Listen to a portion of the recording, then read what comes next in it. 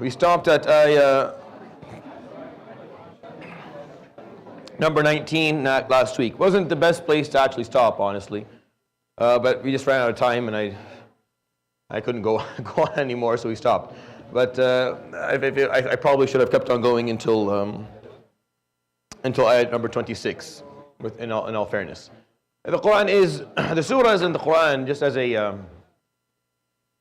kind of general explanation for you, are formatted differently. Not all surahs have the exact same format in terms of how they're broken down. They sometimes work a little bit differently. Some surahs are basically one central verse that the whole surah works up to, the first half of the surah works up to, and the next half of the surah comments on, like makes commentary. Sometimes you have multiple central verses in a surah. You have maybe 3 or 4. And there's a build-up, the verse, and then a commentary. A build-up, a verse, a commentary. And sometimes you have the central verse right at the beginning, and it's just commentary after that. Sometimes the whole build-up is to one verse right at the end. And sometimes you have it into paragraphs. Just paragraphs, one paragraph following the other. And sometimes you have stories, and between each story, there's commentary upon the story. Then another story, then commentary on that story, and then a finale at the end that summarizes. But surahs are broken down differently in the Quran, so it's an important skill, or it's an important thing to kind of be acquainted with, is how the Quran is actually kind of made up, and how it's made up, what is made up into, and how each surah has a structure that may be different than the surah before it or after it. And the more you read and the more you listen, the more you'll figure out how these surahs work. And it's very nice. Like when you do understand it a little bit, it's beautiful because each surah has its own kind of flavor, has its own rhythm. It kind of works on its own in its very unique way. And Surat Al-Waqi'ah and the majority of surahs are chapter based, or paragraph based. That's the majority of surahs. Is one paragraph following the other, each paragraph looking at the same theme from different angles. That's the majority of surahs of the Quran, and that's mostly what we've read so far within the juz. And the shorter surahs have less of a diverse breakdown in general. But I'll start pointing those out to you, inshallah, as we go along, just for your own information. Surat Al-Waqi'ah is chapter-based. It's very simple. It started with the introduction, which we spent a fair amount of time last week about. إِذَا وَقَعَتِ الْوَاقِعَةُ, when the inevitable event occurs. لَيْسَ لِوَقَعَتِهَا كَاذِبًا, no soul, no living or existing soul can deny it when it occurs. خَافِضَةٌ رَافِعَةٌ, it will devalue some, and will elevate the status of some. And that's what's going to happen on the Day of Judgment. The Day of Judgment will break and change the laws of status. These are the unspoken laws that we all understand very well. Even if we don't talk about it, but we understand how they work. We all understand what it requires. As you grow up in life, you start to figure out what it is that you need to have status, to be respected, to have importance and significance in a society. And because you start understanding that, you start knowing what to go after. People, by the way, who don't pick that up end up being very struggling in life. Like those who, for some reason, don't miss the social cues throughout their development and end up not really figuring out what status is and why it's needed, end up struggling a lot in life until they figure it out. So, but the majority of people kind of get a good hint of what it is that you need to be in a position where you can voice your opinions and you can be respected. And there's a lot of elements to that in dunya. And wealth is a part of it. Academics at this day and age is a part of it. Politics is a big piece of it. Your last name, where you come from in the world, your social position amongst your family and within the groups that you use. All this kind of adds up. All of it adds up. All these things kind of add up and give you a specific status in life. Whether you're married or not, how many kids you have, who you're related to, who your friends are. Oh, the networking piece, the friends, that's a big deal. If you're friends with somebody, sometimes it's all you need. Sometimes people, their status is, I don't know what happened today. SubhanAllah. Now that I think of it, I've been talking all day, so that's why. Sometimes it's just knowing someone.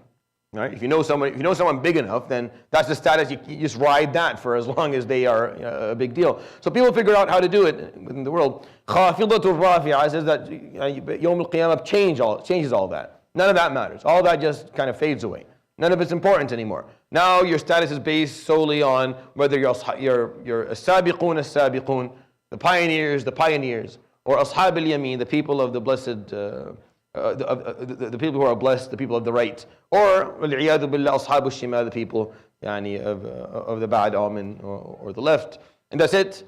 That's it. Nothing else matters anymore. And a lot of people are going to be upset on the day of judgment. And inshallah, a lot of people will be very happy too. There'll be mixed feelings on that day, quite a bit. Because some people who lived their lives and they never actually achieved the status they were hoping for different reasons, but end up on the day of judgment on the right side of things, and their status is high. And a lot of people who live their lives and they're actually well respected and do really, really well in this world, and then on the day of judgment they don't get that. They don't have the same. They're actually not offered that.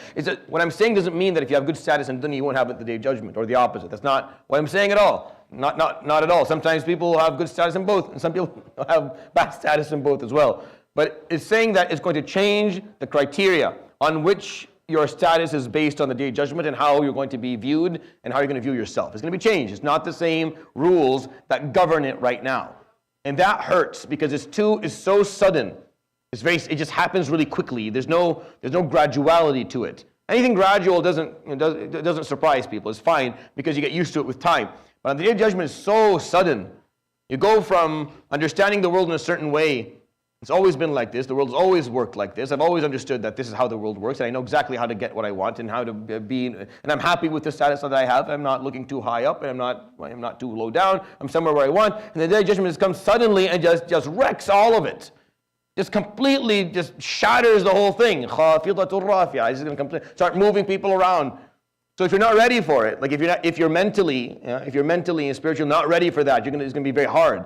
But if you're ready for it, you won't be bothered because you know exactly. Because if you're prepared from now on what your status on the day of judgment is going to be based on, then you just start preparing for it. If you know you're ready and you're prepared, because you know that on the day of judgment it's not going to be based on how much wealth I have. It doesn't matter how many letters exist before my name or after, or how many lines under my name before my signature is there, and how many divisions I have headed, and how many things I have chaired, and how many. No one cares about that. Doesn't matter how big my bank account is, and how many people I know, and how many people would wait for me and ask for my time, and no one cares. That doesn't matter on the day of judgment. It never did to begin with, but it definitely doesn't matter then. So if you're ready for that and you're prepared, then you're going to be fine. You know exactly what you're banking on. You're not banking on the wrong stuff. In difficult moments in life, you bank on things. Now, Muslims should only, really deep inside, only bank on the tawakkul ala Allah subhanahu wa ta'ala. Really, that's what it should be. Deep inside, you know that Allah subhanahu wa ta'ala is the one who gets you out of bad moments.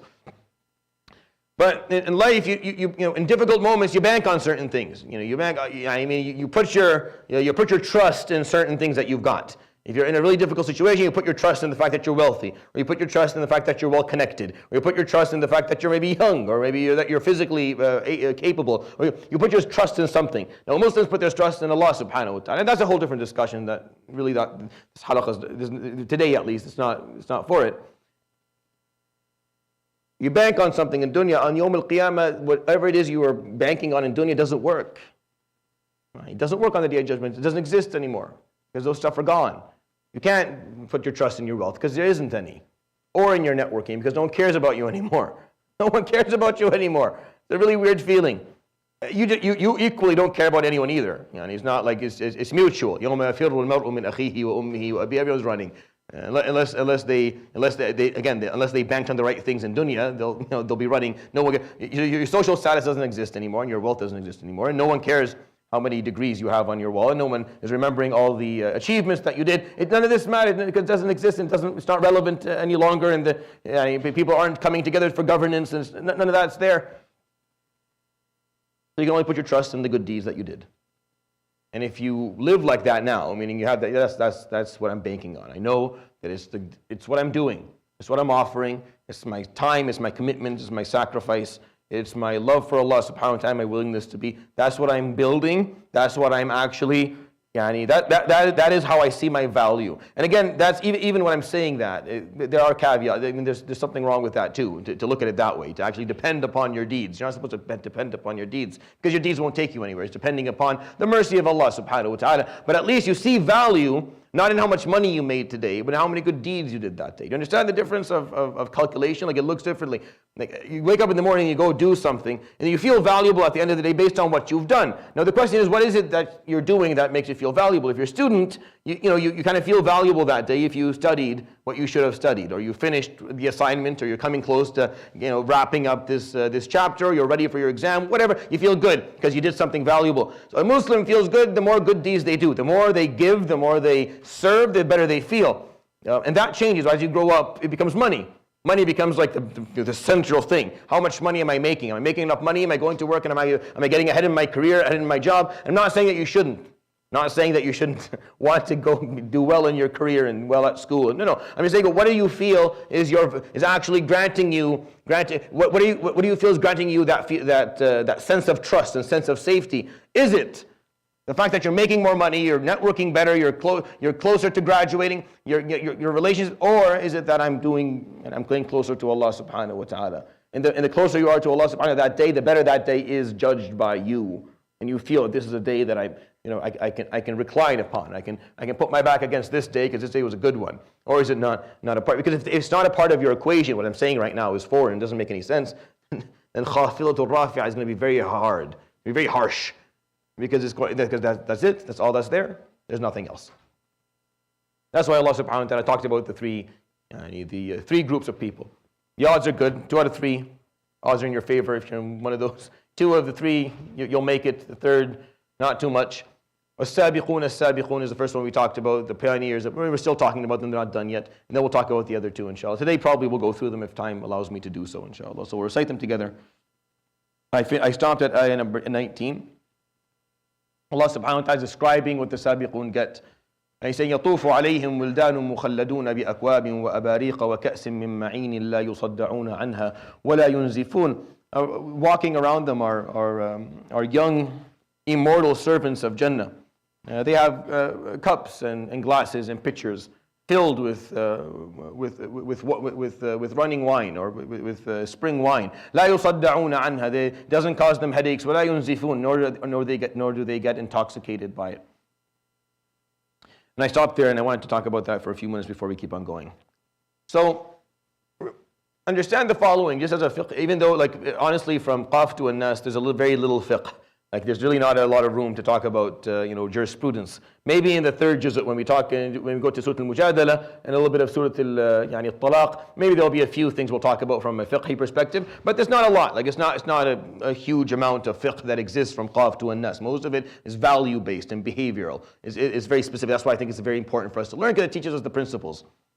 However, here, I think it's worth just maybe pointing out that Islamically, what's haram, just so you understand this very clearly, because I'm finding that these are, by the way, this is a given. It's a self-evident aspect, concept in Islam. It's a maxim. It's a part of the basic value system, and I'm finding people are not clear on it. What's haram in Islam is recreational intoxication. That's what's haram. So haram in Islam is recreational intoxication. You're intoxicating yourself recreationally for the purpose of just enjoying your time. That's why any form of alcohol is haram. The word khamr is used to describe alcohol. However, the word khamr comes from the root of khamara. Khamara is when you cover something or you intoxicate something. That's why khamara aqlahu, meaning you're intoxicating the brain. And that's why, and from that they took the concept of alcohol and called it khamr. And anything that intoxicates the brain recreationally is haram. And the reason I'm using the word recreationally is because medically that's a different story. How many people have underwent surgery under full anesthesia? Huh? Yeah, you were intoxicated. You were drunk beyond your ability to. You're so drunk you passed out. That's what anesthesia is. They intoxicate you to the point where you don't know anything anymore. But that's medical intoxication, and that's not a problem. It is medical. It's not recreational. It's not happening because you want to enjoy. No one is like, I want to get a high, so get me a hammer and I'll slam break my knees. That way they'll have to operate on me and then I'll get a nice high because I'll be under anesthesia. At least I hope no one does that, because no one should. But still, the concept is medical intoxication is not the thing we talk about here. And you have to understand what intoxication is. Not all drugs, not all painkillers cause intoxication. It doesn't mean that you can go ahead today and buy a couple of Percocets and start popping pills because the Shaykh said they're not intoxicating. No, they're still haram to do, but for a different reason. It's very important Islamically that you do what you do for the right reason. And a lot of people get scared and they don't like any shuyukh talking about certain things because if you talk about it, maybe people take it differently. It's not my job to make you take something one way or the other. It's my job to explain to you things the way they actually are, so that when you do it or you don't do it, you're doing it with the proper comprehension. Because if I don't and I lie to you, and you find out later on that I was lying to you, it actually causes you to basically rebel against the deen and maybe repel the whole deen and not even want to be a part of it anymore. So intoxication is what is fully haram when it's recreational. And that includes alcohol of any sort. It doesn't matter what the percentage is. Doesn't matter. All of it intoxicates. Even if it's 1%, it causes intoxication. Maybe to someone who's been drinking 30% alcohol for 10 years, it doesn't really touch them, but it doesn't mean that it's not intoxicating. It still causes intoxication. So you cannot drink any drink that has alcohol in it, even if it's something like less than 1%. It still intoxicates you. Marijuana is an intoxicant. It causes intoxication. So recreational use of marijuana, whether you're smoking it or eating it, is Islamically haram. The use of medical marijuana is something different. Medical, you need to have that prescribed to you by a professional, and it has to have good reason for it. And medical marijuana is usually not smoked or eaten. It is something that is used differently. Actually, the route of usage is quite different than people who are using it recreationally. And still there, be very careful. Meaning, make sure this is your last and final. You have nothing else. You've kind of used everything else to control pain, and usually this is used to control pain for most cases. Other drugs that are very famous, like cocaine and heroin and methamphetamines, all these are intoxicants. And this is a legal definition, and it's a legal definition based on a medical definition. And Islam just takes it from those who understand what it is. So Islam says intoxicants. Now, who's going to define intoxicants? Muslim scholars, they don't study chemicals, and they're not medical doctors, and they're not jurists or lawyers or judges. So we leave the definition of intoxicants to the legal and medical system. And you'll find that nicotine does not cause intoxicants. So you can't say smoking is haram because it's a recreational intoxication. It isn't. Nicotine doesn't cause that. Smoking is haram for a different reason, because it kills you, because it causes at least 15 different types of cancers, with no debate around the issue at all. Big Pharma is not involved in the conspiracy that you shouldn't be smoking, because smoking kills you. We see it every day. Every day, that's what happens. I sit with somebody and I ask them, and they tell me you have a 40-year pack history of smoking, and they have a lung cancer, or they have some other cancer within the body. Stop smoking, because it's going to kill you if you don't. It's inevitable. Something else may kill you first, but if you live long enough and you smoke, smoking will get you. But sometimes you're lucky and something else kills you before smoking does. But you're definitely going to be killed by smoking if you continue to do it. But it's haram for a different reason. It's important to understand the reason things are haram. For example, other drugs like opioids, they're not haram because they're recreational intoxicants. They don't cause intoxication. They can cause drowsiness, but they don't cause intoxication. It's a different thing. That's why the police officer stands you across the road, they're looking for intoxicants. So you look to see if you're drunk, or if you're smoking marijuana, or if you're taking other drugs. If you're on opioids, it's a different thing. You're not being intoxicated, you could be very drowsy, meaning you've been taking so much that you don't. It's a different thing. It's still haram to use recreationally, because this is something that is extremely harmful, and it can kill you, but it's haram for a different reason.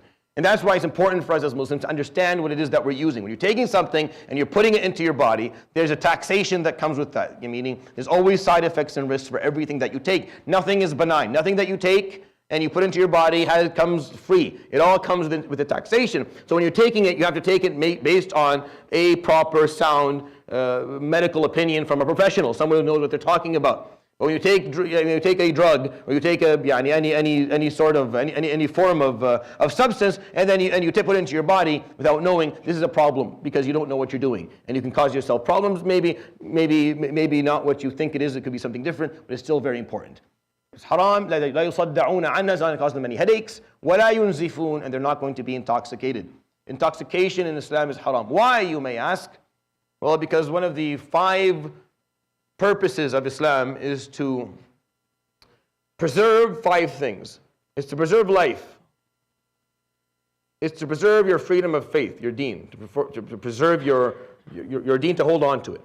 It's to preserve your integrity, your ird. It's to preserve your wealth, your amal, so you don't lose it. And it's to preserve your sobriety, your aql. These are the 5 things that Islam is designed to preserve for you. We need to protect your deen so you don't lose your faith. I have to protect your life so that you don't lose your life. I have to protect your integrity because that's important. Because without integrity, without dignity, without nobility, without the ability to feel of value, then life is no longer worth living. So you have to preserve your ird, and you have to protect your wealth so that so you're not losing it. And Islam is designed to protect your mind so we don't intoxicate it. Because the only thing that makes me different than any other animal running around on earth is my brain. So why would and the reason that I am accountable is because I have it. That's why I'm accountable. So when I take something to purposefully remove it, then I'm no different than any animal at that moment. And I'm removing accountability, which isn't fair because I may do something. Islamically, if you do something when you're drunk, what happens? You kill someone when you're drunk. What happens? No one cares. No one cares that you were drunk. You killed them. I don't remember. I don't care. You intoxicated yourself. That's your problem. Why would you do that? Why would you take something that would you remove your ability to make sound judgment? The only reason you're alive and that is because you can make sound judgment. So you take something and you remove your ability to make sound judgment. Then you do something. You can't say, well, it's not my fault. It's 100% your fault. Unless obviously someone slipped you something and then you didn't know. But if you're doing it on purpose, it's your fault. It's very important to understand these things Islamically. لا يصدعون عنها ولا ينزفون الجنة. Allah subhanahu wa ta'ala gives you the pleasure. You want the high, you get the high, but you don't get the intoxication. You can find a lot of highs in life. It doesn't have to be, you don't have to not be sober. You can totally be sober and find those highs, and actually that's how you enjoy life. You don't have to be intoxicated to feel the feelings that you want to feel. Actually, they're not really real when you're feeling them due to a buzz of intoxication. They're not real. They are not real, and they don't last. And the moment you experience it, and you start wanting more of it. Whatever you use the first time is not enough. You need more of it next time, and a little bit more of it next time, and more of that. That's why people get addicted. That's what people get addicted to, things that you don't really even physiologically get addicted to. But because psychologically you're addicted to feeling a certain way, you want to feel it, so you'll take something and nothing's enough anymore. On the other hand, if you learn to actually find those highs in life without being intoxicated, that's really living. That's being alive. And that's really what we're supposed to do as Muslims. So I just wanted to have that because and whoever thought that I said this is what I was told like a few years ago. I was told I was called by someone. Is it true that you gave a fatwa that it's okay to smoke marijuana after Isha? That was my fatwa apparently. I allowed smoking pot after Isha, just after Isha, not before. If you pray Isha, then you can go ahead and you can just one joint after the other until you're knocked out until Fajr.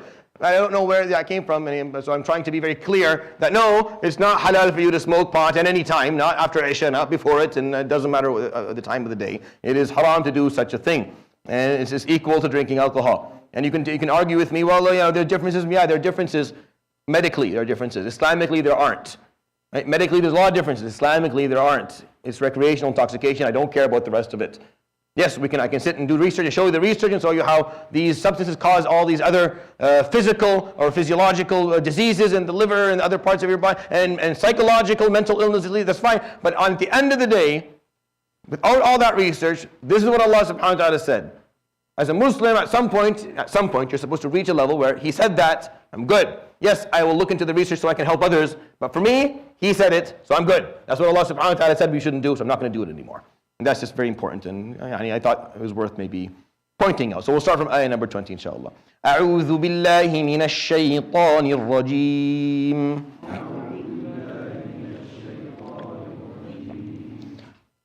بسم الله الرحمن الرحيم. وفاكهة مما يتخيرون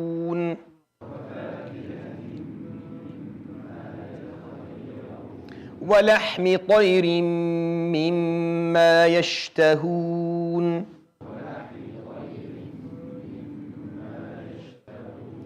وحور عين كأمثال اللؤلؤ المكنون جزاء بما كانوا يعملون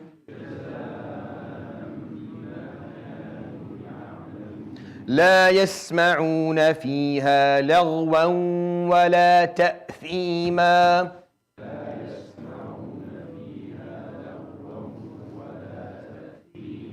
إِلَّا قِيلًا سَلَامًا سَلَامًا.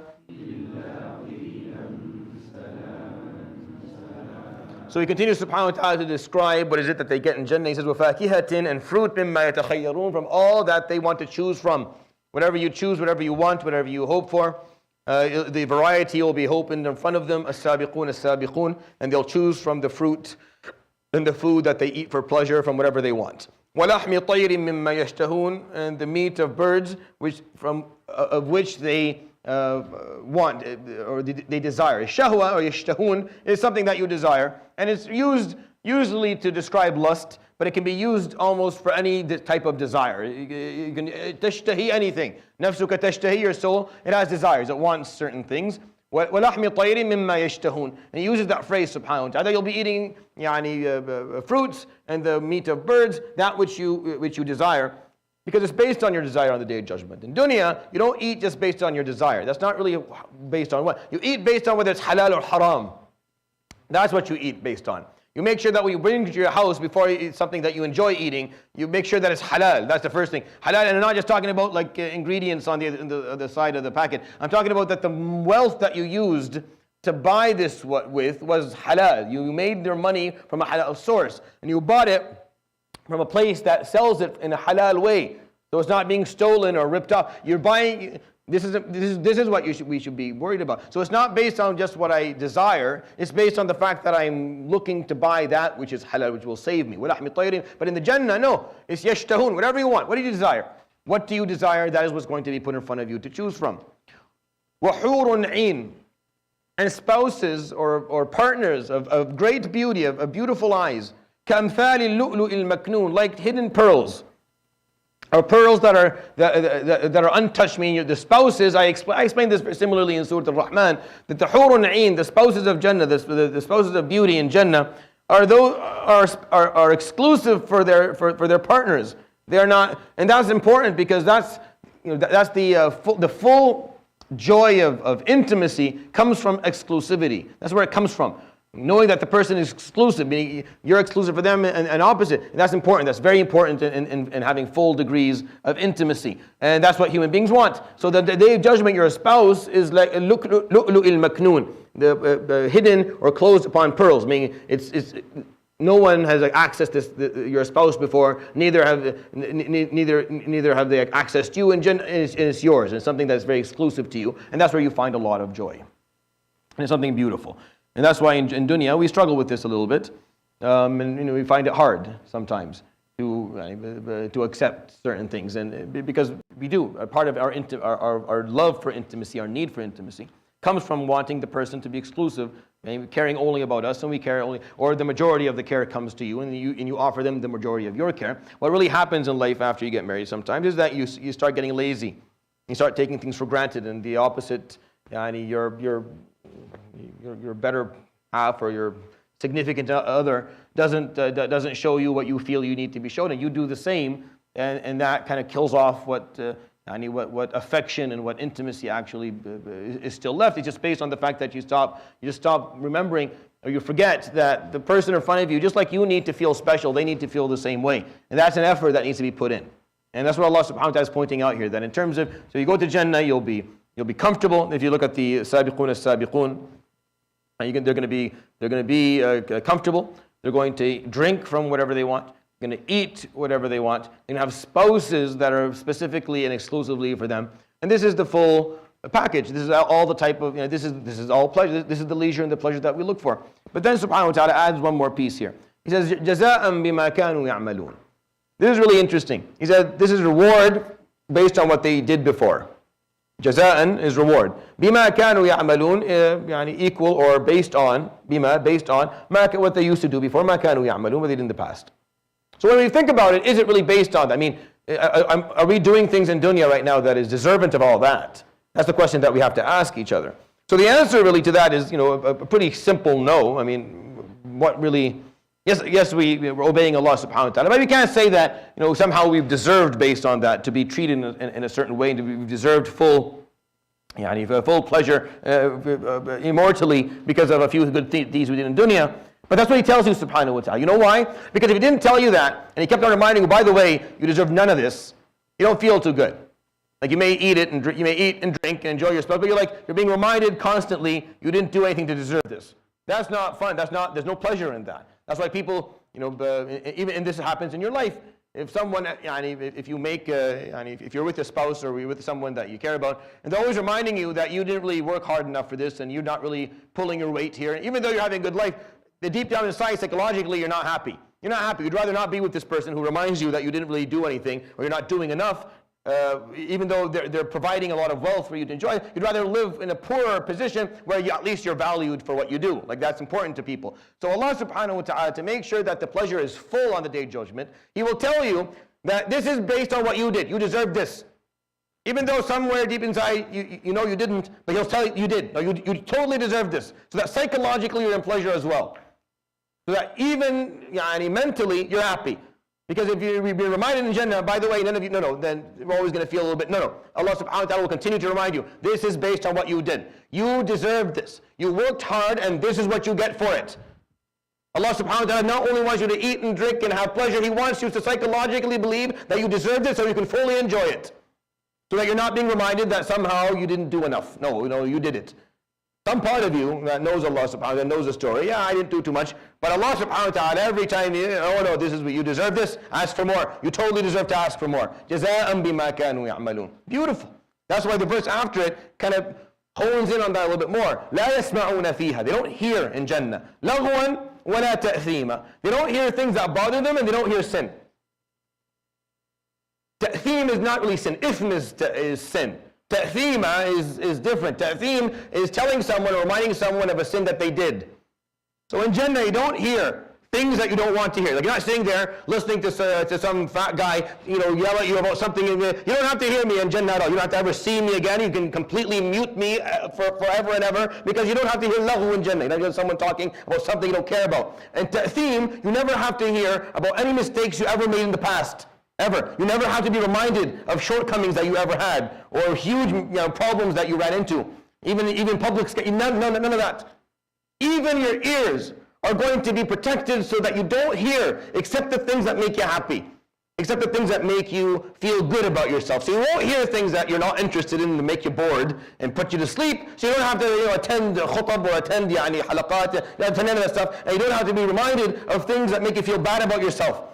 Remind you of a previous mistake that you made. No, none of that. We're going to remove that because in order for your pleasure to be full, we also have to take care of what you believe about yourself and what you're hearing around you. Because you could eat and drink and have spouses, but be reminded constantly of how you didn't deserve this and the mistakes that you made, or you have an annoying neighbor in Jannah who stands there and talks to you about the weather every time you see them and goes on and on about the stock market, and you don't care about any of this stuff, but you're too. Your joy is real and it's meaningful to you and it goes on forever. So Allah subhanahu wa ta'ala is pointing out that last piece, the psychological joy and pleasure that He doesn't actually point out in the second one. It doesn't mean they don't have it. It doesn't mean that the Ashab al-Yamin don't have it. No, it just means that Allah subhanahu wa ta'ala takes extra care of His sabiqun and making sure that even the psychological aspect of this is going to be fully taken care of. So you don't have to worry about anything. Because the number one spoiler of pleasure is what? There's a long story it's narrated that Imam Ali radiallahu anhu would be asked, what's the strongest thing? And he goes on this sequence. And he says, he starts, I can't remember the details, but I can tell you a little bit of what it is. He'll say water, or he'll say wind. Someone will say wind. He said, but wind is not that strong, and wind can be beaten by, I think he uses mountains. He said, well, but mountains aren't that strong either, because mountains can be beaten by fire, and can be burnt. And fire is not that strong because fire can be beaten by water. The water is not that strong because animals can, and he keeps on going this long continuation of what's the strongest thing. And then he comes to the point where, and then the strongest thing, then the human being becomes stronger than one thing. So, but sleep is stronger than the human being. And then hum is stronger than sleep. And he ends with that. Hum is when you are worried. beyond worried, when you're under severe stress. That's what hum means. In his continuum, and I'm sorry I don't remember the full story properly because I haven't thought of this in a long time. The conclusion he was giving is that the most powerful thing on the planet is stress. Stress takes away everything. It takes away all joy.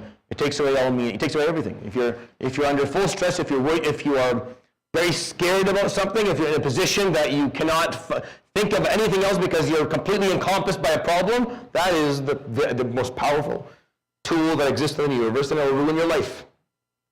That's why hum in Jannah is removed. Thrown away. You don't have to worry anymore about things. You have to. Sometimes you're sitting there and everything's going well, but you remember something. Remember a deadline. Remember maybe a mistake you made a long time ago that you're scared is going to come and haunt you at some point because you never dealt with it. You'll be saying it'll ruin your day. Right? You're waking up, you're in a good mood, you want to have your pancakes and walk out and take your family, then you remember something and it literally just completely plummets you to the ground. Because that's what hum can do. That's what real stress can do. And Jannah is taken away. That psychological piece is removed. You're not going to have that anymore. You're going to find that peace, that full peace on the inside, that serenity that you look for. You'll find if you're from as-sabiqun, which is obviously the highest group in Jannah. We move on, inshallah, to the second group they're good. They're not as good, but they're good. So we'll recite inshallah, their paragraph and explain it. وَأَصْحَابُ الْيَمِينِ مَا أَصْحَابُ الْيَمِينِ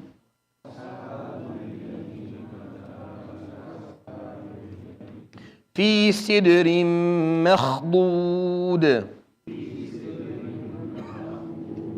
وطلح منضود وظل ممدود. So mandud, the noon gets 2 counts, right? وطلح منضود. So you give it 2 counts. But ظِلٍّ مَمْدُودٍ, the meme doesn't. So you don't say وَظِلٍّ no. It's وَظِلٍّ مَمْدُودٍ. Mamdud, the meme doesn't get 2 counts. But the noon in the first one, mamdud, it does get the 2 counts. And this is, I'm just saying that because it's one of my pet peeves. People recite this surah and then they give, either they kill off the ghunnah of the noon the first time, or they make a ghunnah for the meme the second time. And I feel like a small, vein in my head pops every time. So just watch out for this. وَطَلْحٍ it gets 2 counts, and then وَظِلٍّ مَمْدُودٍ. There's no ghunnah here. Okay. وَمَاءٍ مَسْكُوبٍ وفاكهة كثيرة لا مقطوعة ولا ممنوعة وفرش مرفوعة إنا أنشأناهن إنشاء.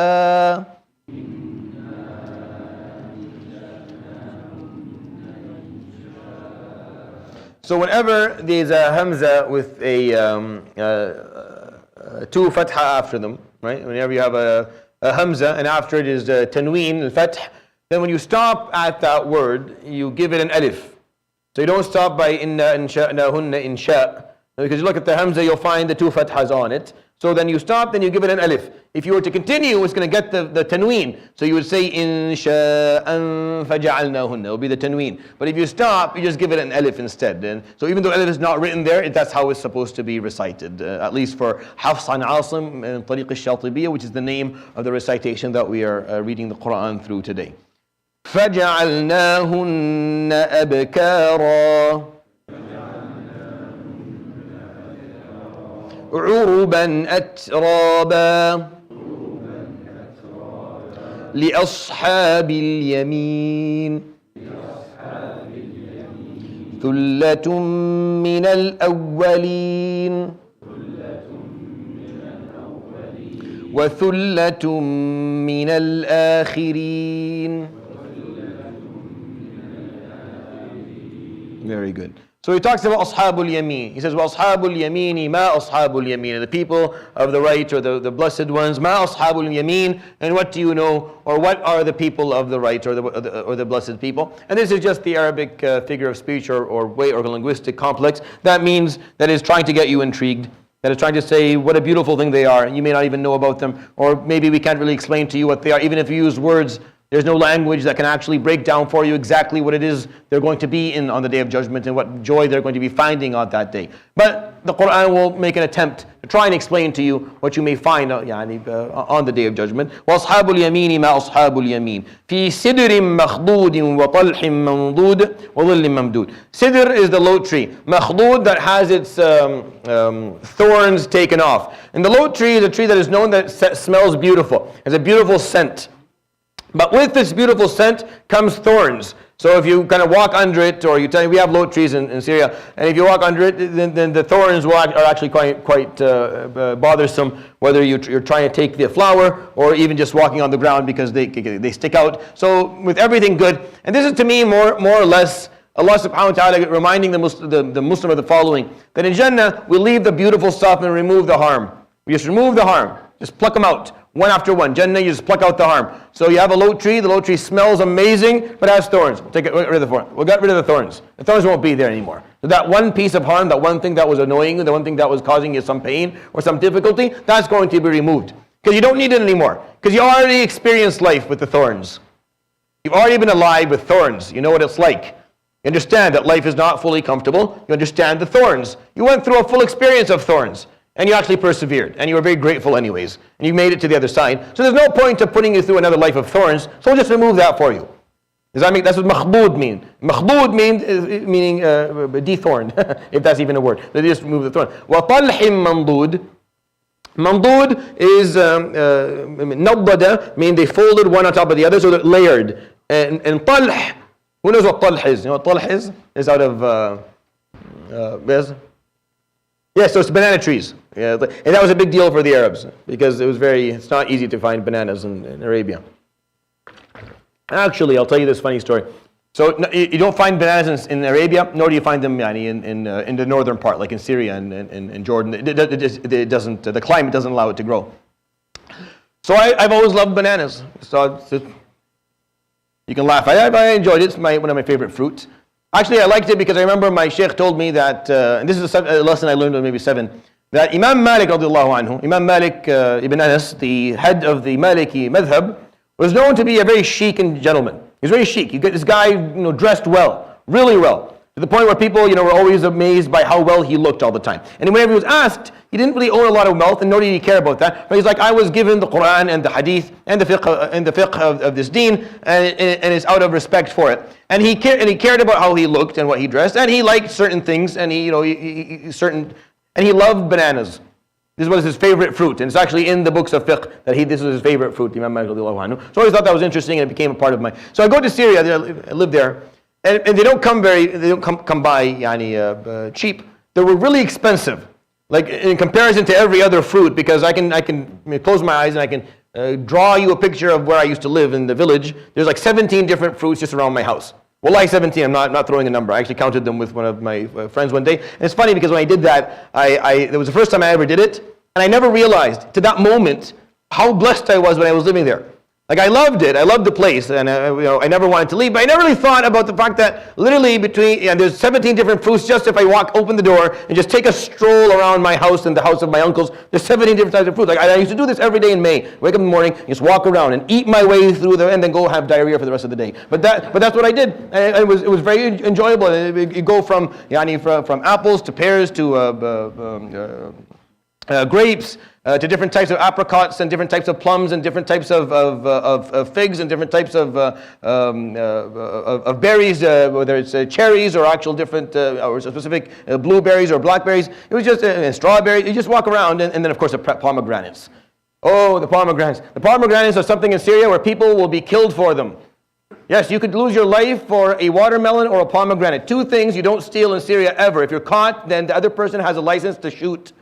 And no one will feel bad. Like if they shoot you, you're stealing one of those 2 things. Like He was stealing a pomegranate. Oh, well then, we're sorry. We apologize. Just give us the corpse. We should have raised him better than that. These are things you don't steal. You can be given to you, but you don't steal them ever because they're very valuable. And my uncle used to have like one of these pomegranate trees that were actually sweet. So he used to tell us right before, at the beginning of the year, just when the nubs come out, he would count them and say, all right, this family gets these 3, and this family gets these 3, and I will distribute them. And wallahi, if I walk out and one of them is not there, I will.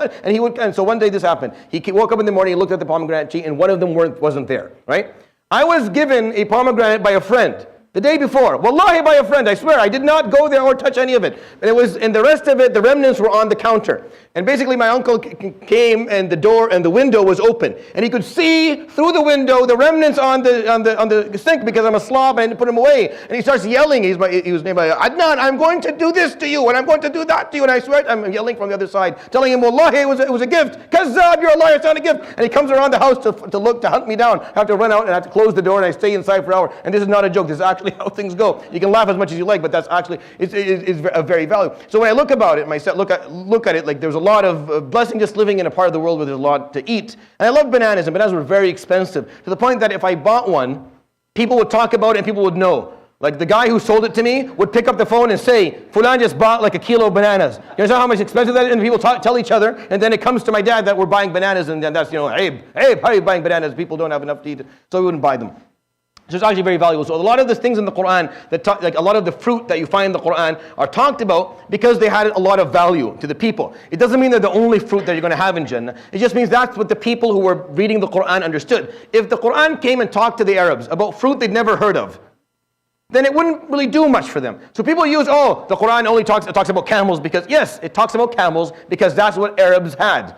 There's nothing weird about that, and there's nothing wrong about that. The Quran is not going to come talk about some animal the Arabs had never heard of, because this Quran was speaking to them initially. And then you do something that is a very simple mental exercise called extrapolation or drawing analogies. The human brain is designed to do that. So if he talks about camels, you get the idea that anything you ride that is transportation also applies. And if he talks about a couple of different types of fruit, then you understand that he's probably talking about fruit in general that people enjoy. And you don't have to say, well, the Quran, no, it's not specifying one thing. It's talking about what people enjoyed, so that you understand what it is that you enjoy. You'll find that in Jannah as well. Does that make sense? It's very important to kind of remind yourself of that as you go through the Quran. So it's talking here about the lote tree. It's not the only tree. There will be other trees. If there's a tree that you enjoy the scent of, you'll find it in Jannah as well, also dethorned. It's not a problem. But that's the tree that the Arabs found to be of extreme beauty and a great scent. The aroma was amazing, but it had thorns, so it will be dethorned on the Day of Judgment. وَطَلْحٍ مَنْضُودٍ, meaning layered banana trees. It's not one or two. You get the whole, as much as you like. Okay. وَظِلٍّ مَمْدُودٍ, and extended shade. Shade is a beautiful thing when the sun above you is burning your skull. وَظِلٍّ مَمْدُودٍ, meaning you'll be in a place where it's cool, where you're not running to find a spot to protect yourself from something harming you. It's extended shade, means everywhere. You walk and you're not scared, you're not running away from a sun, and you're not trying to find a place for refuge. It's extended everywhere. The shade that you're living in a place where it's cool and it's easy for you to exist. وَمَاءٍ مَسْكُوبٍ, and water that is pouring. Mascoobing is pouring, is flooding through. Again, for Arabs who lived in the desert, that was a really beautiful thing to think about, where there's abundance of water. Maybe living around the Great Lakes of Ontario, it doesn't make too much sense to you. But maybe in 100 years when the water all dries up and we're fighting over it, maybe this ayah will become important again.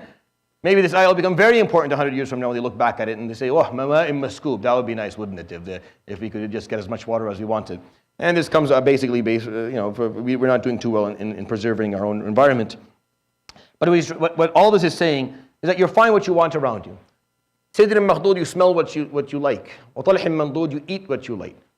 وَظِلٍّ مَمْدُودٍ, and you're comfortable within your surrounding. وَمَاءٍ مَسْكُوبٍ, and you drink that which you want to drink. It's all there for you. You're not missing anything. You don't have to go looking for anything. You don't have to go and try and make something available to yourself. It's already been made available to you. وَفَاكِهَةٍ كَثِيرًا, and many fruits. لَا مَقْطُوعَةٍ, they're not being harvested before you can get to them. وَلَا مَمْنُوعَةٍ, and they're not forbidden. And this is here is a really cool point. Right? What caused them to leave Jannah initially? Right? The story going back, the reason that they walked out Adam and Hawa had to learn a lesson. Told you not to touch that. You got everything in front of you, just don't touch that. Why? You have no self-control, no self-discipline at all. You have no ability to listen to what's being said. Just don't touch that, just don't eat it. They didn't listen. In Jannah, nothing is mamnu'. That's not going to happen again. You're not going to be told, everything is open, but not that door. Or not, not that food, or not that. No, everything there is available to. In dunya, a lot of that is still there. I just talked about it a moment ago. There's a lot of things, and some of them are mamnu'. There's a lot of things you can take and eat, but you can't take certain things to eat, because it's haram. A lot of things to drink, but there's one of the things that's mamnu'. You're forbidden. You're forbidden to drink it. So in dunya, you show self-discipline and self-regulation and self-control by not going after that which is forbidden. So that in Jannah, nothing's forbidden. Just enjoy it. But in dunya, just learn certain things are forbidden. And if you really understand things properly, you'll understand that they're forbidden for your own sake. Like it's for you. It's not because Allah subhanahu wa ta'ala enjoys controlling you. It's because it's for your own benefits, for your own sake in dunya. You're not being forbidden from anything because it's a meaningless test. No, you're being forbidden because this will ruin you. It will ruin you. It will ruin societies will be ruined if everyone did not forbid themselves from using it. That's why this is so important to understand. لا مقطوعة, they're not being taken away from you. ولا ممنوعة, nor are you be told that they're forbidden. وفرش مرفوع, and furniture that is held high so you have a beautiful view. مرفوعة means you have a view. In the Quran, marfu'a means if you're sitting down, then you can barely see what's But marfu'a, that means you have a great view. You can see whatever you want. The higher you want to go, the higher you can go, the more you can see. It's a beautiful thing. Inna insha'nahunna insha'a. As for spouses, Allah subhanahu wa ta'ala will create them in the best form of creation. فَجَعَلْنَاهُنَّ أَبْكَارًا عُرُبًا أَتْرَابًا. And they will be spouses that are exclusive for you. They've never had a spouse before you. عُرُبًا, they're very loving. أَتْرَابًا, of the same age. So your spouses are going to be created by Allah subhanahu wa ta'ala in the best form of creation, and they're going to be exclusive for you, and they'll be loving, and they'll be of the same age. These are all reasons for someone to enjoy the intimacy with the other person. فَجَعَلْنَاهُنَّ أَبْكَارًا عُرُبًا أَتْرَابًا لِأَصْحَابِ الْيَمِينِ, for the people of the right. And then he says, ثُلَّةٌ مِّنَ الْأَوَّلِينَ, similarly to what we talked about last week. A group, a percentage of the early nations. But last time when he talked about the pioneers, he said, or the ones who go ahead, or ahead of everyone, he said, ثُلَّةٌ مِّنَ الْأَوَّلِينَ, he said, a percentage of the early nations. And he said, وَقَلِيلٌ مِّنَ الْآخِرِينَ, and a small percentage of the later nations. Percentage, not number. Number is different because numbers could be more, but the percentage is smaller, right? You can have more people end up being from them, but they're just smaller in percentage of the number of people who actually were there. So the percentage is smaller. Here he says, ثُلَّةٌ مِّنَ الْأَوَّلِينَ, a percentage of the early nations, وَثُلَّةٌ مِّنَ الْآخِرِينَ, and a similar percentage from the later nations. So here they're pretty much the same. Here the percentage is the same, but the early group, no, the percentage goes down a bit. The percentage goes down. Unfortunately, the percentage of people who make it to the highest ranks aren't as high in the later nations. Why? Because the later nations have more. They achieve more. It's kind of weird, right? You're like, well, are you being punished for achieving more? No. You're not being punished for achieving more. God, no, that's definitely not what's happening here. Happening is because you're getting more, but you're not being as grateful. You see, this is what the Sahaba said. This is a really interesting quote that I'm going to give you from. Some say it was Ibn Mas'ud, some say it was Sa'd. Some say it was Abdul Rahman ibn Auf, some say it was Abdullah ibn Umar, some say it was Umar. We don't know for sure because it was narrated from different people. I tend to believe all of them said this in different wordings and it just came to us as if it was a mistake, but I think all of them said this. This is what they said. قال عشنا مع رسول الله صلى الله عليه أيام الصبر فصبرنا ثم تلت رسول الله صلى الله عليه وسلم أيام السعة فما شكرنا. We lived with the Prophet ﷺ the days of difficulty, and we were perseverant. We were totally perseverant. And then after the Prophet ﷺ came the days of ease, and we weren't as grateful as we should have been. And they would miss the days being with the Prophet ﷺ when they were tying rocks on their stomachs, they were so hungry. They would miss them. They're like, I wish you can go back to that. I wish you can go back to that. But you were hungry and you were poor. Yeah, I know, but it was just more pure. I was more pure as a person. I knew that all I had to do was just be content, be happy.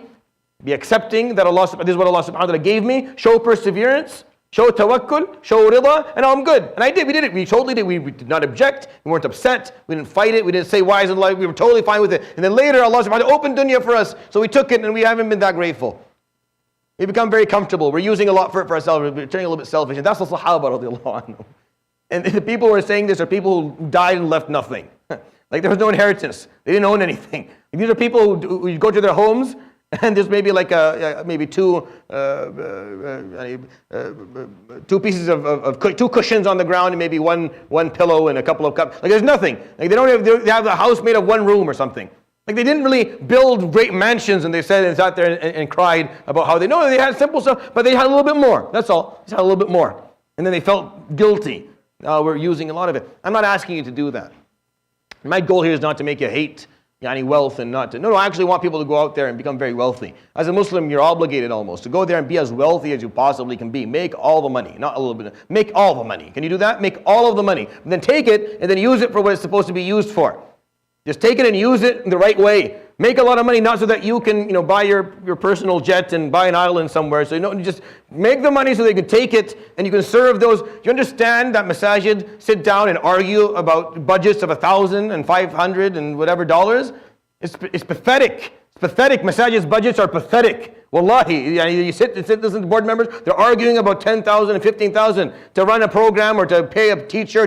Wallahi, aib. It's something horrible. That we have to sit down and wait. I have to waste time. I have to tell someone who wants to do something great, oh, it's $2,000. Give me a minute. I have to go talk to a bunch of people because we're all poor, because we don't have wealth, because the wealth that we have, we don't pump it into the right places and we don't put it in the right hands. We're not using it for the right reasons. So go out there and become wealthy. Become really, really wealthy. Start businesses and make a lot of money. And then take a lot of that money and pump it into where it needs to go. Make sure that people who are underprivileged are taken care of. That masajid are being serviced. And that people who need education and people who need mental health or people who need support or whatever it is, that they're getting what they need. That's the beauty of it. Not about, you can go farther. Like you can actually go far, you can be of a sabiqeen if you're given wealth and you use it right. But the problem is if you're given that wealth and you don't use it right, then you kind of lose that status of being the high. Because if you're not given anything, you're not really accountable for not being given anything. If you're not given opportunity, you're not accountable for not being given opportunity. I can't hold you accountable that you didn't get the opportunity to be wealthy. But if you persevered when things were horrible, you'll make it Yawm al-Qiyamah to the highest of statuses. إِنَّمَا يُوَفَّى الصَّابِرُونَ أَجْرَهُمْ بِغَيْرِ حِسَابٍ. The perseverance will be given their reward on the day of judgment, tax-free. There's no hisab. They don't come. They don't have to stand and be questioned about anything. Each and every one of us will stand in front of Allah subhanahu wa ta'ala and have to answer. We have to go through our book. We have to answer for everything. To explain the time that we wasted or we spent. To explain our youth specifically. The days where our backs and joints and mind was still working. We have to explain where we got our money from, where we put it. We have to explain what we were taught and what we did with that. We have to explain our lives. Some people on the Day of Judgment, no. It's like express. If you go to an airport, you're standing there in line, you're completely depressed, and then some guy just walks by. It's the word, right? The VIP or something. That's it. Yawm al-Qiyamah, just VIP. You just walk by everybody. Why fulan? Sabir. This was someone who was perseverant. This is someone who was starving, who was sick, who was tired, who was under a lot of stress, who went through a lot of difficulty, and they totally persevered. They didn't complain, they didn't object to God, they didn't lose their faith, they were content. Now, I can tell you that you don't want that. I can tell you right now, you don't want it. It's hard, and you don't want it. None of us want that. None of us want, I'll take that. No one's going to take that. Now, give me the poverty and the disease and the difficulty. So, no, maybe give it to this other guy. Give me the one here, the better. Yeah, but the problem is now you're given more and you're expected to do more. You're expected to do much more now, and a lot of people don't. A lot of people become mediocre, right? Become mediocre. Suddenly they're not giving it at all because they have so much. When you have so much, you have so much to lose, right? When you have nothing to lose. So you persevere and you're fine. But sometimes people hold on to what they've got because they don't want to lose it. And that's what the Prophet ﷺ tells us you need to do. So go make money, become rich, and then take that and pump it into where it needs to go. And you will be of the first group if you didn't like the second group description today.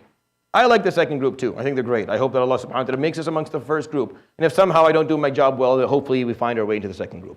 I just realized it's 9:06. We'll end here, inshallah. We'll continue with Allah ta'ala next week. We'll talk about the third group that we hope not to be. I'm honestly, this is something I do all the time. And I don't even do it like consciously. It's like a subconscious thing. Like I always avoid, I don't want to read those verses. You know what I mean? Like the verses coming next week, like the part of me, I'm trying to like postpone it as much as possible because I don't want to read Ashabu Shimali ma Ashabu Shimal. A piece of me is scared to listen to them. Wallahi, it's just like if I keep on, I give this like way more. Like I talked today way more. I told you stories, made you like, because I didn't want to go to that piece of it and start telling the story because it's scary, because it's hard. Because knowing that that's a possibility, that I could easily slip up and end up within that third group over there is something that should scare you. And it should motivate you to be a better person so that you're not, inshallah ta'ala. We'll end with that. Subhanakallah bihamdik. Shadu an la ilaha illa anta astaghfiruka wa atubu ilayk. Wa sallallahu wa sallam wa baraka ala nabiyyina Muhammad wa sahbihi ajma'in. Forgive me, I didn't pay attention to the time.